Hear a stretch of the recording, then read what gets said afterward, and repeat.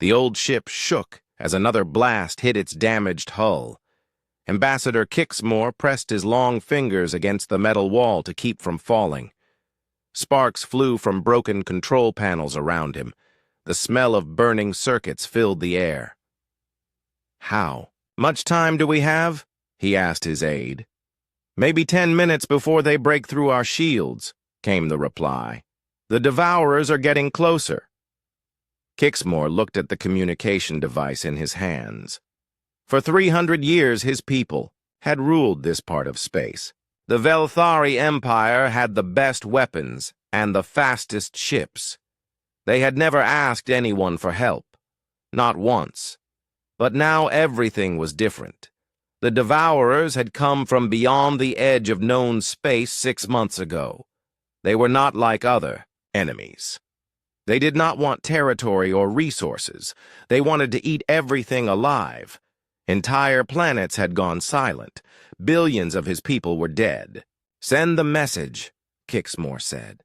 The communication beam shot across space toward a small blue planet. The humans lived there. The Velthari had always thought humans were weak and stupid. They had no energy shields. Their ships were slow and ugly. When the humans had tried to make contact years ago, the Velthari had ignored them. Now Kixmore was about to beg those same humans for help. On Earth, Admiral Hyun-woo was drinking coffee in his office when the message arrived. He was a tall man, with gray hair and tired eyes.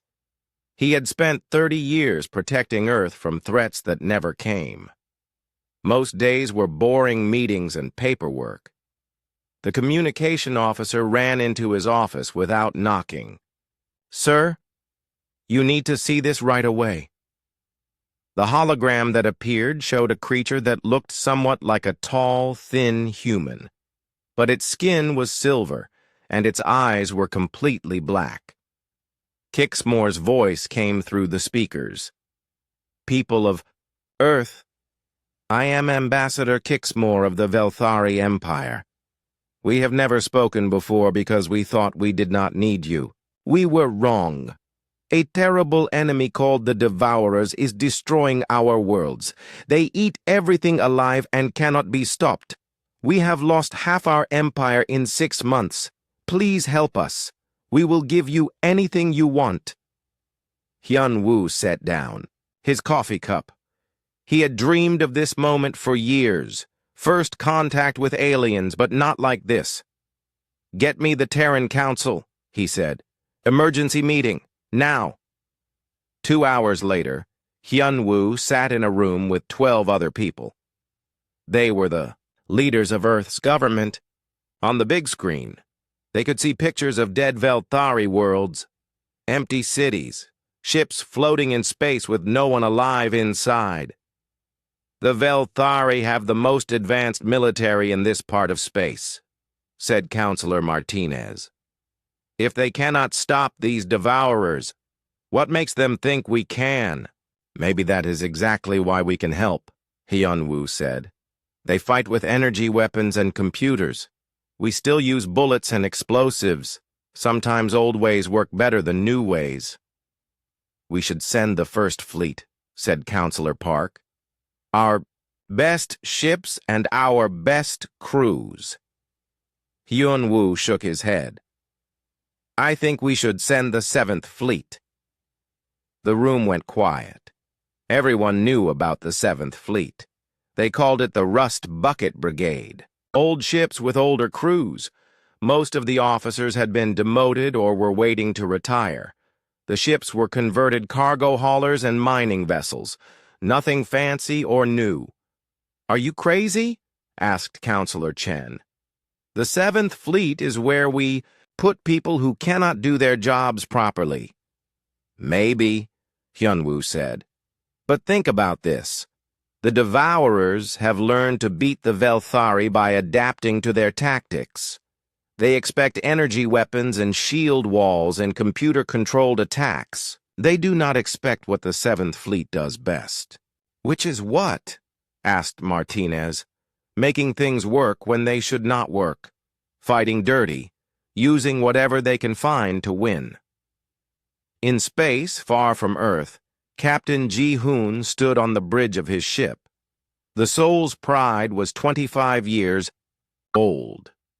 Her hull had been patched so many times that it looked like a quilt. The engines made strange noises, and the life support system had a habit of shutting off during important moments. But she was his ship, and his crew loved her. "Captain," said Lieutenant Boram from the communications station, "we are getting new orders from Earth Command." Ji-hoon walked over to read the message. His eyebrows went up. "We are going to help aliens fight monsters from space," he said. To his crew, Chief Engineer So Young laughed. "Sounds like a normal Tuesday for us." The crew of the Soul's Pride had all come from somewhere else. So Young had been kicked out of the First Fleet for arguing with her superior officers too much. Boram had crashed 2 expensive fighters during training. Sergeant Dong Hyun had been demoted for punching a general who insulted his soldiers. They were all people who did not fit in with the regular military, but they worked well together. "How long until we reach Velthari space?" Ji-hoon asked. 12 days if we push the engines hard," said Boram. "Do it," Ji-hoon said, "and send a message to the other ships in our fleet. Tell them to get ready for the strangest mission of their lives." Across the 7th Fleet, similar conversations were happening. On the converted cargo ship Busan Runner, Captain Sul-ki was explaining the mission to her crew of former smugglers and asteroid miners. On the old destroyer Incheon's Hammer, Captain Tae-ho was checking weapons that were older than some of his officers. None of them expected to make history. They just wanted to do their jobs and maybe help some aliens who were in trouble. They had no idea that they were about to change how the galaxy thought about war forever. The message from Ambassador Kixmore had reached Earth at exactly the right time. The Velthari needed help from people who did not think like them, and Earth's weakest fleet was full of people who had spent their whole careers thinking differently than everyone else. Sometimes the best weapon against a perfect enemy is perfect chaos.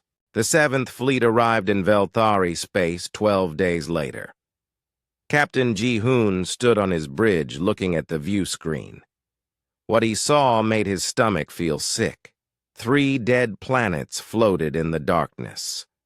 Where cities once stood, there was only empty rock. The oceans had been drained completely dry. Even the atmosphere was gone. The worlds looked like someone had used a giant spoon to scrape away everything alive. "Captain," said Boram in a quiet voice, "I am picking up a Velthari ship. They are asking us to follow them to their command station." The station was huge, bigger than anything humans had ever built. But even from far away, Ji-hoon could see damage. Pieces of metal floated around it like a cloud of garbage. Burn marks covered its silver surface. When the Soul's Pride docked, Captain Ji-hoon met his first alien face-to-face. War Commander Thexnall was even taller than the ambassador in the message. His silver skin had scars across it, and his black eyes looked tired. "You are the help that Earth sent?" Thexnall asked. His voice sounded disappointed. "We are the 7th Fleet," Ji-hoon said. "We came as fast as we could." Thexnall looked past Ji-hoon at the human ships docking nearby. The Busan Runner had rust, stains along its sides. The Incheon's Hammer was missing several pieces of outer armor. None of them looked like warships. "We asked for your military," Thexnall said. "These look like cargo vessels." "Some of them used to be," Ji-hoon admitted. "But they can fight." Thexnall did not look convinced. He led the human officers through the station to a meeting room. Along the way, Ji-hoon saw Velthari soldiers and workers. They all moved in the same smooth way. Their uniforms were perfect. Their weapons were clean and shiny. Everything was very organized and precise. In the meeting room, holographic displays showed the current situation. Red dots marked where Devourer fleets had been spotted. Blue dots showed remaining Velthari forces. There were a lot more red dots than blue ones. The Devourers adapt to everything we do, Thexanol explained. Our energy weapons work for a while, then they change their skin to absorb the energy. Our shields stop their attacks. Then they find new ways to break through. They learn faster than we can change our tactics. Lieutenant So Young raised her hand. Can I see one of your energy weapons? Thexnal looked surprised. In Velthari culture, engineers were not supposed to speak in military meetings, but he handed her a small device that looked like a silver rod. So Young examined it carefully. "This is amazing technology," she said. "But it only does one thing. It shoots energy beams." "That is what weapons are supposed to do," Thexnal said. "Human weapons do lots of things," So Young said. She pulled out her sidearm, an old projectile. Pistol. "This shoots bullets. But I can also use it as a hammer, or throw it at someone, or use the bullets to make explosives." The Velthari officers looked confused. Why would anyone want a weapon that was not perfect for its job? Sergeant Dong Hyun stepped forward. "Can we see your training facilities?" An hour later, the human Marines were watching Velthari soldiers practice. The aliens moved like dancers. Every motion was smooth and calculated. They fought from long distance using energy weapons and protective shields. "Very pretty," Dong Hyun said to his Marines. "But what happens when someone gets close?" He walked onto the training field. The Velthari instructor looked annoyed but agreed to a demonstration. The alien raised his energy weapon and pointed it at Dong Hyun from 50 feet away. Dong Hyun did not try to dodge the energy beam. Instead, he threw his helmet at the Velthari's face. While the alien was distracted, Dong Hyun rolled to the side and ran straight at him. The Velthari tried to step back and shoot again, but Dong Hyun was already too close. The human grabbed the alien's weapon and pulled it away. Then he tackled the much taller creature to the ground. In close combat, size does not matter as much as being willing to fight dirty, Dong Hyun explained to the shocked Velthari soldiers. Meanwhile, Dr. Woo Jin was studying data about the Devourers in the station's science labs. The Velthari scientists showed him recordings of the enemy ships. The Devourer vessels looked like they were alive. They had no straight lines or metal surfaces. Instead, they pulsed and moved like giant sea creatures. When weapons hit them, the ship seemed to heal the damage. "How do they communicate?" Woo Jin asked. "Through bioelectric fields," a Velthari scientist explained. "They share information instantly across their entire fleet." Woo Jin nodded. "What happens if you disrupt those fields?" "We have tried jamming their signals. It does not work for long. They adapt to our jamming frequencies." "Have you tried not jamming them, but just making noise?" The Velthari scientist looked confused. "Noise serves no tactical purpose." "Exactly," Woo Jin said with a smile. That evening, Captain Ji-hoon met with his officers in their temporary quarters. The Velthari had given them rooms, but the furniture was too tall and the lighting was too bright for human eyes. "What do you think?" Ji-hoon asked. "Their technology is incredible," So Young said. "But they think like computers. Everything has to be perfect and logical. Their soldiers are skilled," Dong Hyun added, "but they have never learned to improvise. If their plan fails, they do not know what to do next." The Devourers sound like they are very good at adapting, said Dr. Wu Jin. But adaptation takes time. If we can hit them with something they have never seen before, we might be able to confuse them. What do you have in mind? Ji-hoon asked. Everything we do should be unpredictable, Wu Jin said. The Velthari fight like they are playing chess. Every move is planned ahead of time. We need to fight like we are in a bar fight. No rules, no plan, just hit them with whatever we can find. Captain Sul-ki spoke up from the corner. My crew knows how to fight dirty. We spent years running cargo through pirate space. You learn to use whatever you have. The question is, will the Velthari let us fight our way? Ji-hoon said. The answer came sooner than expected. Alarms began blaring throughout the station. A Velthari officer's voice echoed through the corridors. Devourer ships detected approaching the HFY system. All available forces report for immediate deployment. Ji-hoon stood up. Looks like we are about to find out if our ideas work. Through the station's windows, they could see Velthari warships launching into space. The ships were beautiful, with smooth curves and gleaming hulls. They moved in perfect formation, like a dance in the darkness. The human ships looked like garbage trucks next to them. But as Captain Tae-ho said over the radio, pretty ships sink just as fast as ugly ones. Desu. First real test was about to begin.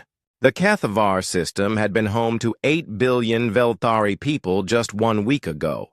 Now half the planet was already gone. The Devourer ships hung in space like giant tumors, slowly eating everything they touched.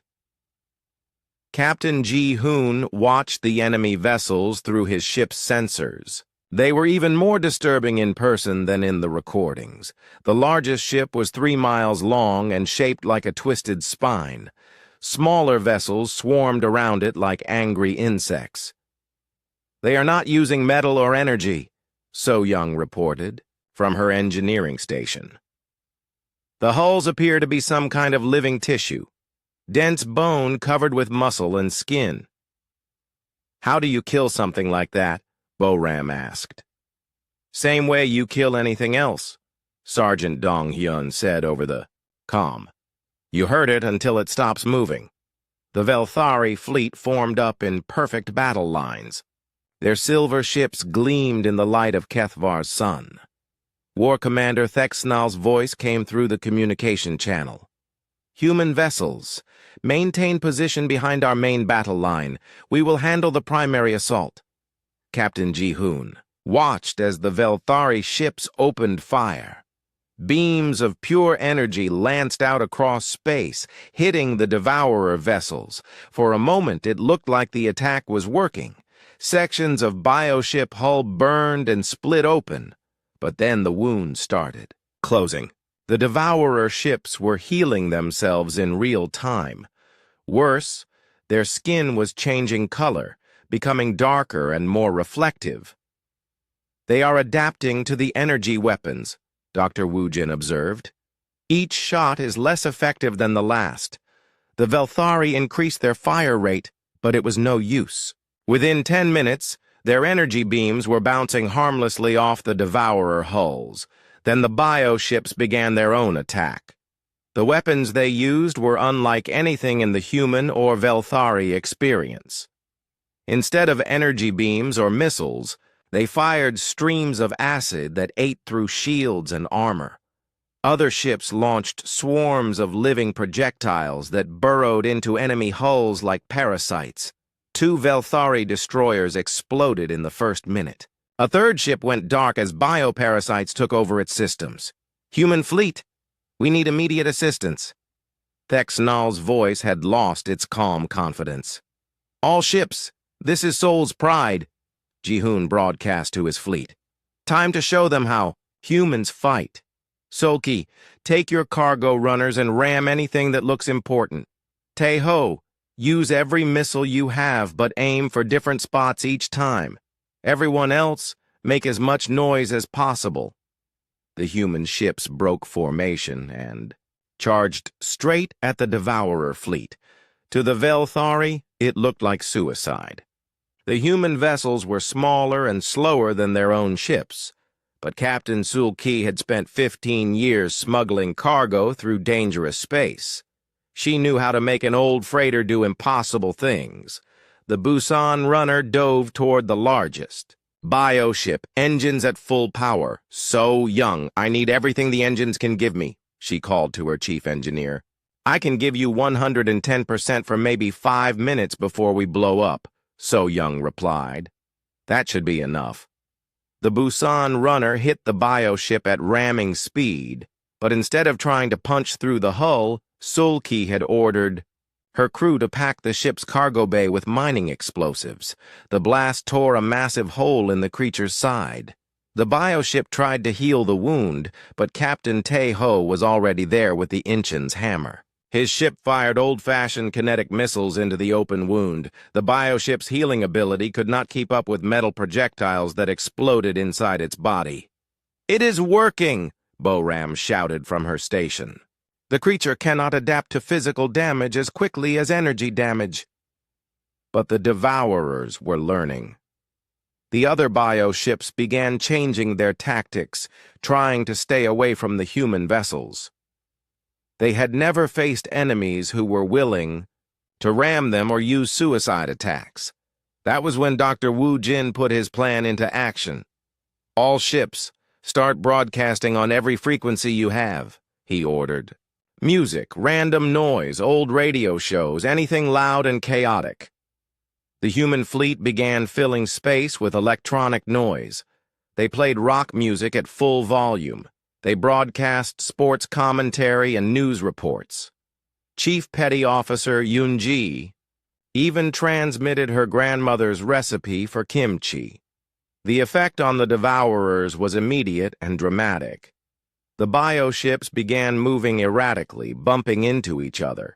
Their coordinated attacks fell apart as their bioelectric communication system was overwhelmed by human noise.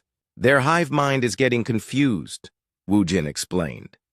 "They cannot filter out useful information from the chaos we are creating."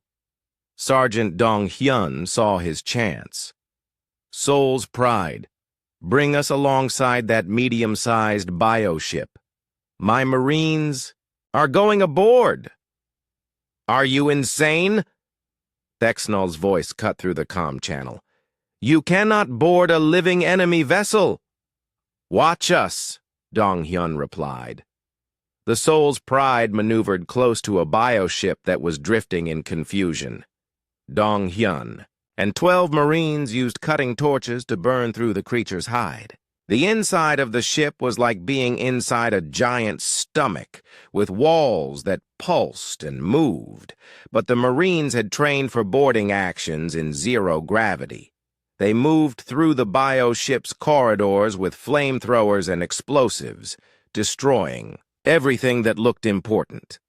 The bioship began thrashing in pain, trying to shake off the humans inside it.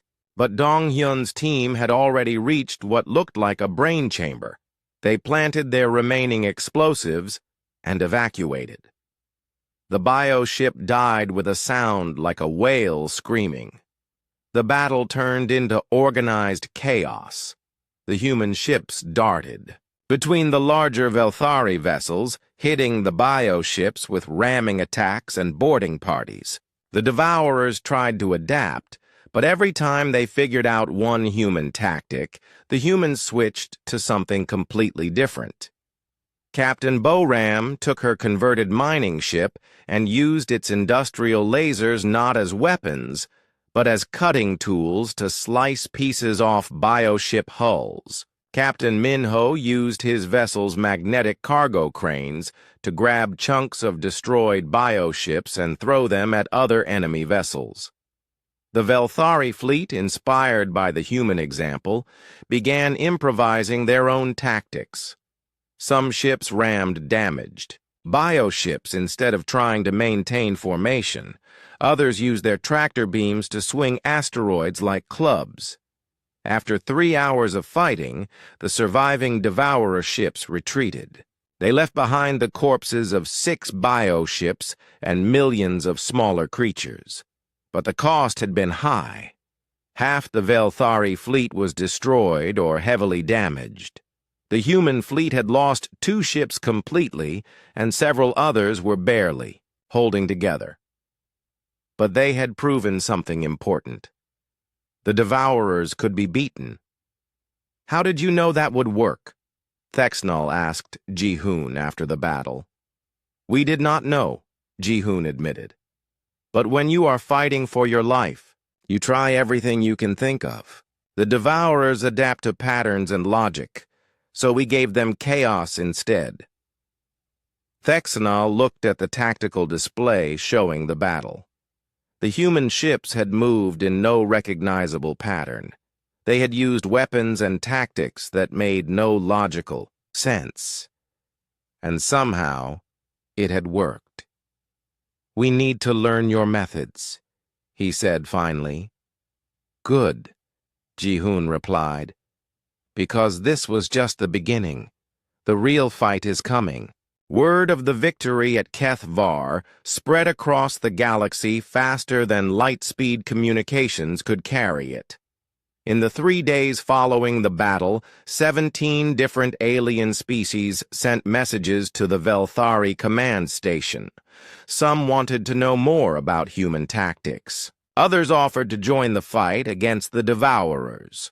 Commander Yu-jin arrived on the 2nd day with a transport full of supplies and reinforcements.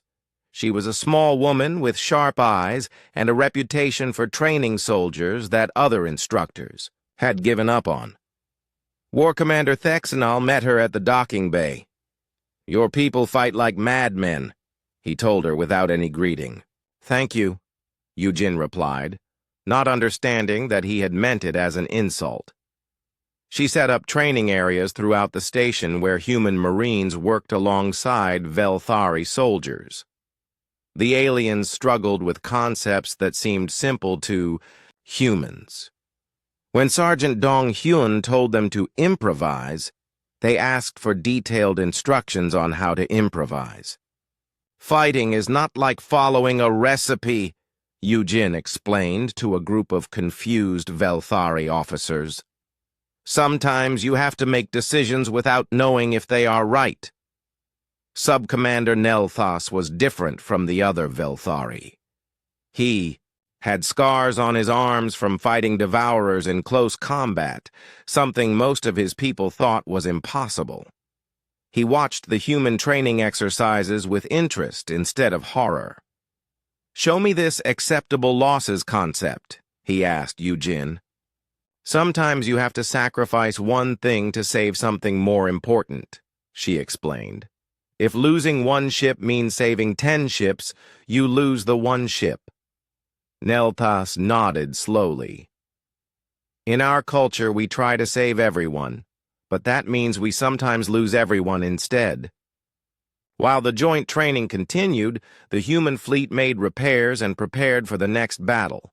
Chief Engineer So Young worked 20-hour days fixing damage and improving weapons. She had learned to combine human engineering with Velthari technology in ways that both species had thought impossible. "Look at this," she showed Captain Ji-hoon a modified missile.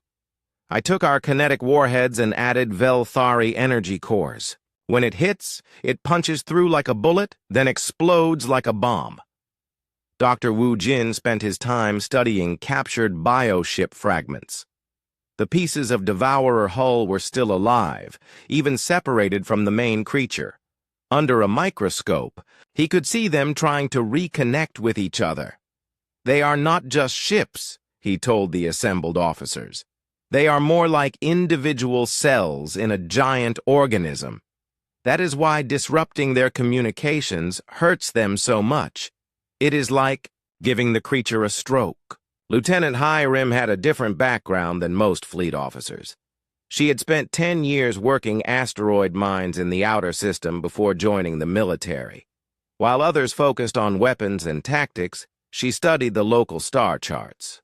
The Next Devourer attack will probably target the Velthari homeworld, she announced during a strategy meeting. But they will have to pass through this asteroid belt first. She pointed to a region of space filled with rocks ranging from pebbles to mountains. Back home, we used to move asteroids with mining charges and gravity tractors. If we could redirect some of these rocks. Captain Tejo understood immediately. Turn the whole asteroid belt into ammunition. Exactly. But we would need precise timing and coordination.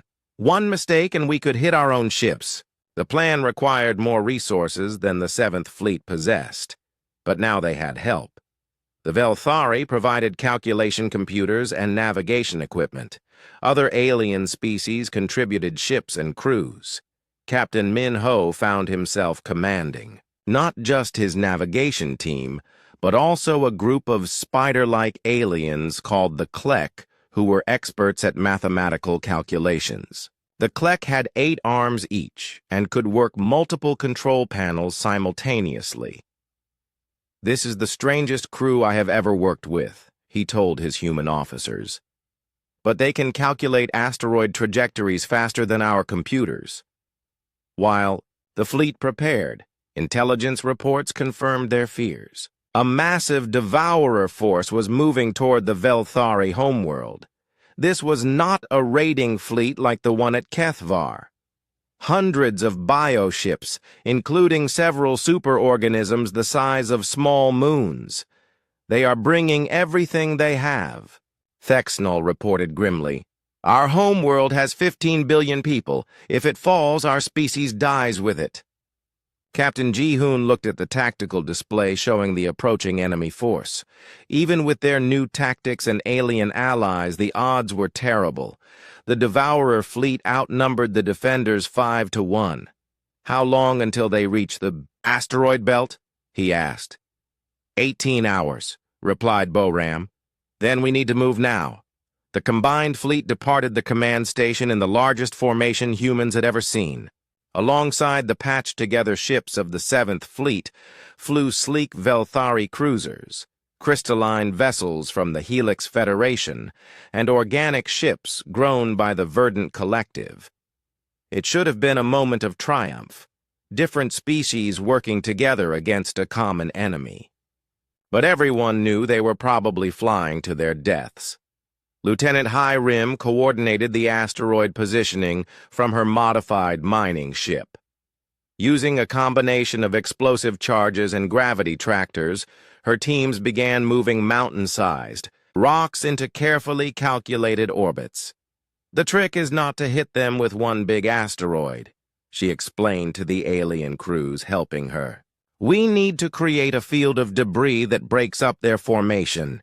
Then hit them with focused attacks while they are confused.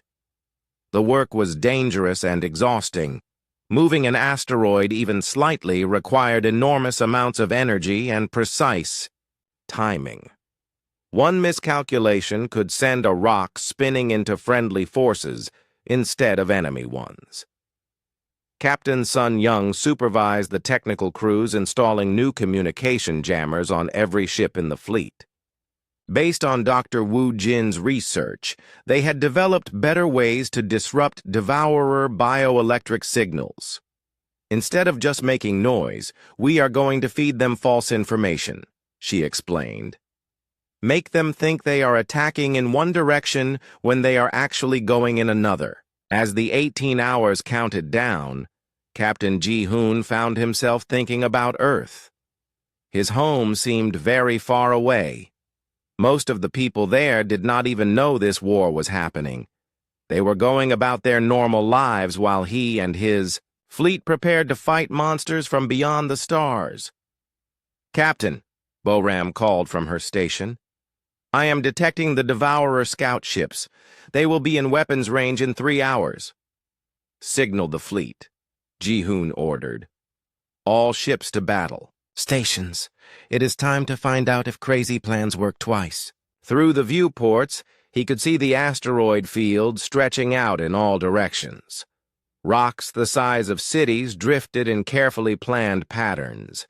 Hidden among them were ships from a dozen different species, all united by the need to stop. An enemy that would destroy everything they loved. The final battle was about to begin. The Devourer fleet emerged from hyperspace like a nightmare made real. The bioships had grown larger since the last battle. The smallest vessels were now the size of human destroyers. The largest looked like flying mountains covered in teeth and eyes. Captain Ji-hoon counted over 400 enemy ships on his sensors. They moved in perfect coordination, like schools of deadly fish swimming through space. At the center of the formation was something that made his blood run cold.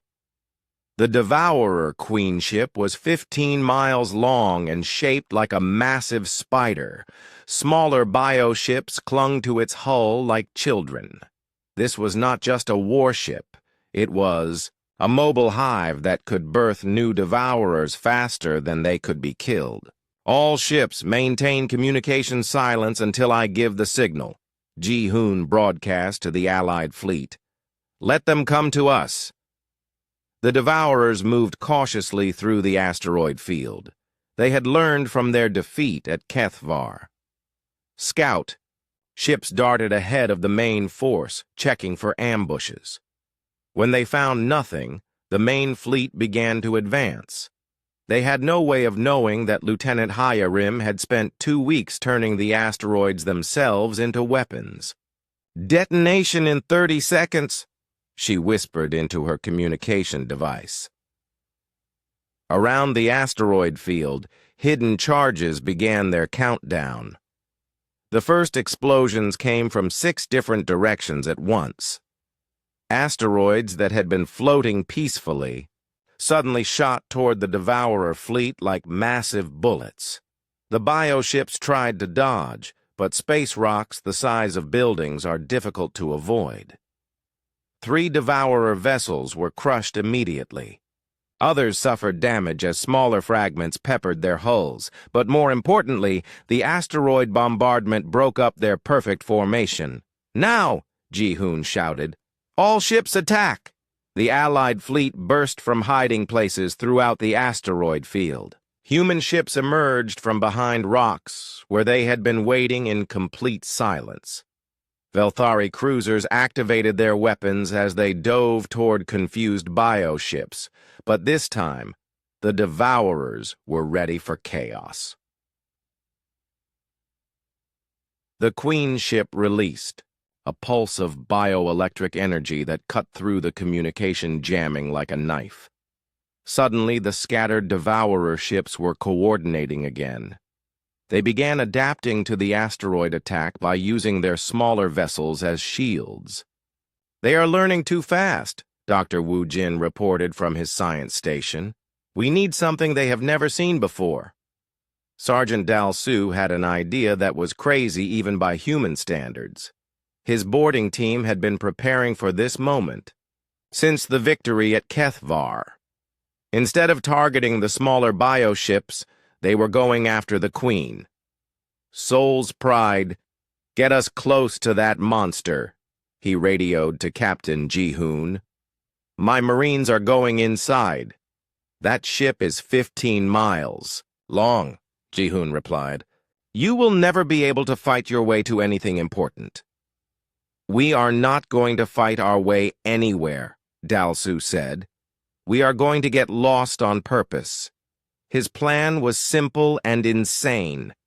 Instead of trying to find and destroy the Queen ship's brain or heart, his Marines would spread out through its body and cause random damage. Like an infection, they would let the creature's own immune system spread their destruction. The Soul's Pride rammed through the Queen ship's outer defenses and punched a hole in its hull.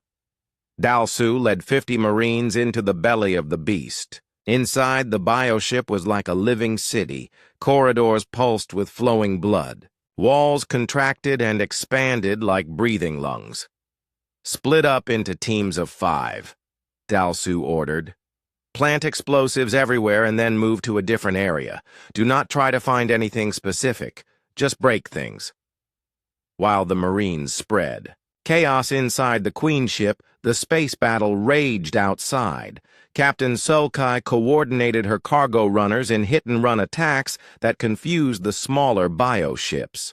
Every time the Devourers adapted to one tactic, she switched to something completely different. Captain Tae-ho discovered that ramming attacks worked better if the ships were already damaged. He ordered his crew to fire at their own hull plating, weakening it so that the Inchen's hammer would break apart on impact and spread debris through enemy ships. "Sir, you want us to shoot ourselves?" his weapons officer asked in disbelief. "Just a little bit," Tae-ho replied. "We are going to crash anyway. Might as well make it count." The battle became a symphony of controlled destruction. Human ships deliberately broke themselves apart to damage enemies. Velthari crews learned to abandon their perfect formations and fight like pirates. The alien allies contributed their own kinds of chaos. But the Devourers were adapting faster than ever before. The Queen ship began producing new types of bioships that were specifically designed to counter human tactics. Some had thick armor that could survive ramming attacks. Others released clouds of acid that ate through metal hulls. That was when Dr. Wu Jin activated his secret weapon. For weeks, he had been working with the ship's computers to create what he called a chaos virus. It was not a weapon in any traditional sense. Instead, it was a program that introduced random elements into any system it infected. "Transmitting the virus now," he announced. "Target is the Queen ship's communication network." The virus spread through the Devourer bioelectric systems like wildfire. Suddenly, individual bioships were receiving contradictory orders. Some thought they were supposed to attack the asteroid field. Others believed they should retreat. A few began firing on their own allies. The Queen ship's perfectly coordinated fleet turned into a confused mob. Inside the Queen ship, Sergeant Dalsu's Marines were having their own problems. The bioship's immune system had finally detected them and was sending hunter creatures to track them down. But the chaos virus was affecting the Queen ship's internal systems too. "The walls are changing," reported Marine Corporal Hae-jin. "I think we are in a stomach now, but 5 minutes ago this was a nerve cluster." "Keep planting explosives," Dalsu ordered. "If the ship does not know what its own parts are supposed to do, maybe our bombs will cause more damage than expected." Outside, Captain Ji-hoon watched as the Devourer formation collapsed completely. Bioships were crashing into each other. Some were trying to flee while others continued attacking. The Queen ship itself was convulsing as its internal systems failed. "All ships, concentrate fire on the Queen," he broadcast. "This is our chance." The combined fleet poured everything they had into the massive bioship. Energy beams, kinetic missiles, and ramming attacks all focused on the creature that had been the center of Devourer coordination. The Queen ship began to die slowly and loudly. Its screams could be heard through space as bioelectric pulses that hurt to listen to. Pieces of its hull broke away and floated into the void. The smaller bioships that had been clinging to it scattered in panic. "Dalsu, get your Marines out of there now," Ji-hoon ordered. "Working on it," Dalsu replied. "But this place is like a maze and the exits keep moving." Captain Minho coordinated the rescue effort with mathematical precision that would have impressed the Klek allies. Using gravitational calculations and careful timing, he guided the Soul's Pride through the Queen ship's death throes to extract the Marine boarding parties. When the Queen ship finally exploded, the shockwave could be felt throughout the asteroid field. Without their central coordination, the remaining Devourer ships became easy targets. Some tried to flee but were hunted down by pursuing Allied vessels. Others simply stopped moving, as if the death of their queen had taken away their purpose. The battle was over.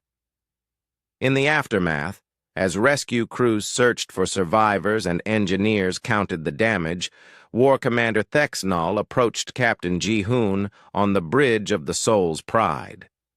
"I understand now why your people sent the 7th Fleet," he said. "Why is that?" Ji-hoon asked.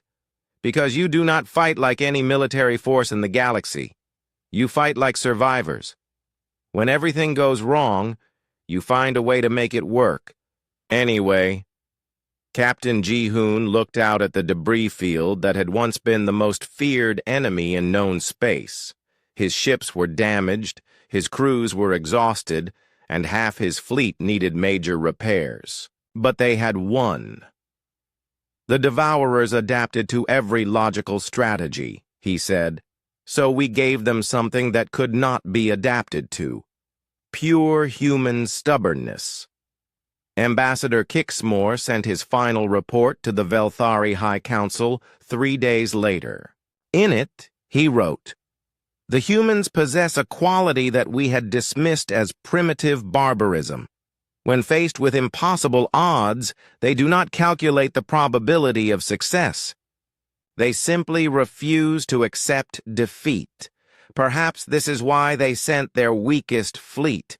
In human terms, there is no such thing as weakness, only opportunity."